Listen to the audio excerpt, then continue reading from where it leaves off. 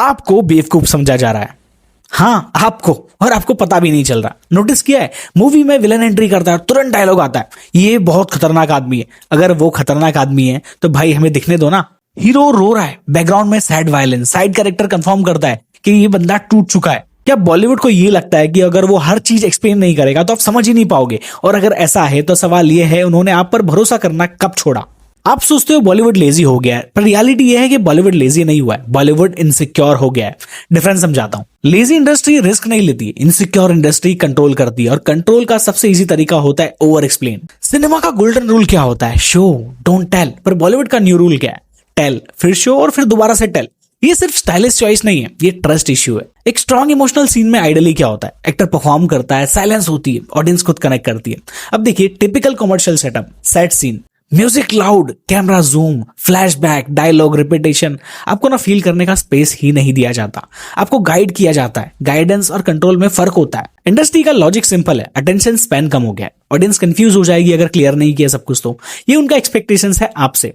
लेकिन रियलिटी क्या है? ओटीटी पे स्लो बर्न शो बिंज होते हैं, लेयर्ड कैरेक्टर चल रहे हैं, ग्रे मोरालिटी एक्सेप्ट हो रही है। तो प्रॉब्लम अटेंशन स्पैन नहीं है, प्रॉब्लम अजम्पशन है। बॉलीवुड को लगता है कि आप सटली समझोगे नहीं, पर जब आपको सटल सिनेमा मिलता है तब थियरी बनाते हो, रिवॉच करते हो, डिस्कशन करते हो। मतलब ऑडियंस डम नहीं है, ऑडियंस बोर्ड है स्पून फीडिंग से। एक और trust issue, hero flawless, hero morally correct. Hero कभी भी परमानेंट फेल नहीं होता है, क्योंकि इंडस्ट्री को लगता है कि आप हीरो को वल्नरेबल नहीं दिखना चाहते। लेकिन रियलिटी क्या है? आप फ्लॉड कैरेक्टर को बिंज करते हो। तो फिर हीरो को गॉड क्यों बनाया जा रहा है? क्योंकि सेफ है, रिस्क कम हो गया है, फॉर्मूला रिलायबल लगते हैं। लेकिन जब हर फिल्म सेम बीट फॉलो करती है, सरप्राइज मर जाता है वहां पे। और जब सरप्राइज मर जाता है, ऑडियंस इमोशनली इन्वेस्ट करना छोड़ देती है।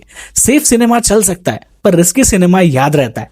हो सकता है कि थोड़ा सा फॉल्ट हमारा भी हो, fast reels, instant gratification, quick judgment, पर ट्रस्ट टू वे होता है। अगर क्रिएटर ऑडियंस पे डाउट करेगा तो ऑडियंस भी क्रिएटर पे डाउट करेगी। आप सोचिए, अगर बॉलीवुड आप पर ट्रस्ट करे तो क्या होगा? कम डायलॉग, ज्यादा silence, layered writing, open ending. आपको पार्टिसिपेट करना पड़ेगा, और शायद इसी पार्टिसिपेशन से सिनेमा फिर से अलाइव होगा। बॉलीवुड ऑडियंस को डम नहीं समझता, बॉलीवुड डिवाइडेड ऑडियंस से डरता है। वो सबको सेटिस्फाई करना चाहता है, पर जब आर्ट सबको सेटिस्फाई करने की कोशिश करता है तो वो आखिर में किसी को भी डीपली सेटिस्फाई नहीं कर पाती। सिनेमा कन्वर्सेशन होना चाहिए, लेक्चर नहीं।